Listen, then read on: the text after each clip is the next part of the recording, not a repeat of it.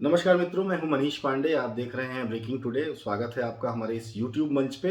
और एक बार फिर मैं आपके सामने हाजिर हूं। निकाय चुनाव का हंगामा है, निकाय चुनाव की खबरों को लेकर। निकाय चुनाव में अगर देखेंगे आप तो बहुत सभी जो राजनीतिक दल हैं उनके कार्यकर्ताओं के नाराज होने की खबरें सामने आ रही हैं। और मैं आज सुबह सुबह अखबार पढ़ रहा था। अखबार में एक हेडलाइन थी, वो हेडलाइन मुझे बहुत चुभी। हेडलाइन में एक राजनीतिक दल के कार्यकर्ताओं की तरफ से ये सुझाव दिया गया था अपने राजनीतिक दल को कि अब उन्हें पार्टी में पत्नी मोर्चा बना लेना चाहिए। पत्नी मोर्चा क्यों बना लेना चाहिए भाई? उसके लिए आपको समझना होगा कि जो सीटें नगर निकाय चुनाव में महिलाओं के लिए आरक्षित की गई थी, तो सभी लगभग लगभग सभी राजनीतिक दल जो भी हैं उनके पास, सबके पास एक उनकी वुमेन विंग्स होती है। महिला मोर्चा उनका होता है जो राजनीतिक रूप से सक्रिय रहता है। उनके कार्यक्रमों में, उनके प्रदर्शनों में, तमाम चीज़ों में वो महिला मोर्चा की जो कार्यकर्ता होती हैं, जो पदाधिकारी होते हैं, उनकी सक्रिय भागीदारी होती है। लेकिन लगातार ये काम करते हैं, संगठन के लिए काम करते हैं, लेकिन जब चुनाव आता है तो क्या होता है? चुनाव आता है तो पता चलता है कि फलाने सिंह भैया वहां के दावेदार थे, महिला सीट हो गई तो उनको नहीं, उनकी पत्नी को टिकट दे दिया गया। जबकि उनकी पत्नी ना तो कोई सक्रिय सदस्य रही हैं, ना तो कोई सक्रिय पार्टी में पदाधिकारी रही हैं, ना तो उनका कोई सक्रिय योगदान रहा है। लेकिन चूंकि फलाना भैया जो है इतने दिनों से मेहनत कर रहे थे वहां क्षेत्र में, अब उनको टिकट नहीं मिला, इसलिए उनकी पत्नी को दे दिया गया।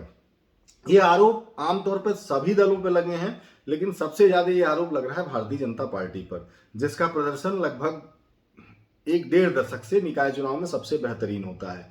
तो भाई अगर थोड़ा सा उन जो टिकट बांटने वाले हैं, जो लोग लिस्ट बनाने वाले हैं, उनके लिए हमारी थोड़ी सी नसीहत है। हालांकि उस काबिल नहीं है कि इतने बड़े राजनीतिक दलों के पदाधिकारियों को हम नसीहत दें, लेकिन जाहिर तौर पर जब ऐसी हेडलाइनें अखबारों में लिखी जाने लगेंगी कि पार्टी अब एक पत्नी मोर्चा बना ले, तो बोलना जरूरी हो जाता है।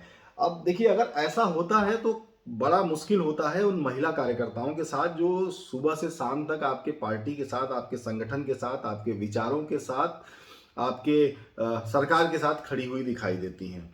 और महिला आरक्षण का मतलब ही यही हुआ। महिला आरक्षण का मतलब अगर यही होता है कि नेताजी को टिकट नहीं मिला तो उनकी पत्नी को दे दो, तो फिर महिला आरक्षण का कोई मतलब नहीं है। फिर नेताजी को ही टिकट दो भाई, पत्नी को टिकट देने की क्या जरूरत है? तो ये जो एक प्रथा है, ये जो एक व्यवस्था है, हालांकि बीजेपी कहती है कि वो परिवारवाद के खिलाफ है, परिवारवादी पार्टियों के खिलाफ है, और उसकी राजनीति की शुरुआत भी यहीं से होती है कि वो जो राजनीति से जो परिवारवाद है उसे खत्म करना चाहती है। और परिवारवाद को खत्म करते करते उसने, आप समझिए कि वर्ल्ड की, कहा जाता है, लार्जेस्ट पार्टी है। और उत्तर प्रदेश में नहीं बल्कि देश में दूसरी बार नरेंद्र मोदी जी प्रधानमंत्री बने हुए हैं। लेकिन वहीं ग्राउंड लेवल पे ये जो काम हो रहा है, ग्राउंड लेवल पे ये काम हो रहा है, उससे क्या, आप एक तरफ महिला आरक्षण की बात करते हैं और दूसरी तरफ जो समर्पित कार्यकर्ता हैं, जो काम करने वाले कार्यकर्ता हैं, उनका हक भी मार रहे हैं। तो ऐसे कैसे चलेगा भाई? ये दोहरा मापदंड है, या कथनी और करनी में अंतर है। और चूंकि सभी राजनीतिक दलों में ऐसा हो रहा है, इसलिए कोई राजनीतिक रूप से इसमें हमला करने के लिए तैयार नहीं है, कोई राजनीतिक दल हमला करने के लिए तैयार नहीं है। लेकिन चूंकि हमारा जो काम है, हम तो अपना काम करेंगे ही करेंगे। और जब ऐसी खबरें हमें पढ़ने को मिलेंगी या ऐसी खबरें कोई हमारा साथी लिखेगा, तो जाहिर तौर पर हम भी सवाल उठाएंगे। मतलब मुझे वो लाइन बड़ी चुभी कि उसमें लिखा हुआ है कि, अखबार में, किसी अखबार की हेडलाइन थी, 5-7 अखबार मंगाता हूँ, मुझे अखबार का नाम याद नहीं है, लिखने वाले को सलाम मेरा, कि उसमें लिखा हुआ है कि अब भी मतलब पार्टी को भी एक पत्नी मोर्चा बना लेना चाहिए। तो क्या मैसेज दे रहे हैं भाई साहब? आप क्या संदेश देना चाह रहे हैं कि आपके पार्टी में जो आपकी महिला विंग की कार्यकर्ता है, महिला विंग की पदाधिकारी है, उनका कोई वजूद नहीं है, उनका कोई अस्तित्व तो नहीं है? अरे भाई साहब, अगर सीटें बदल गई थी तो उनकी किस्मत थी, आपके महिला पदाधिकारियों की किस्मत थी, महिला कार्यकर्ताओं की किस्मत थी। उसमें आप एक्टिव महिला, जो सीटें जब चुनाव आयोग आरक्षित करके दे रहा है, तो आप उस आरक्षण के साथ छेड़छाड़ क्यों कर रहे हैं?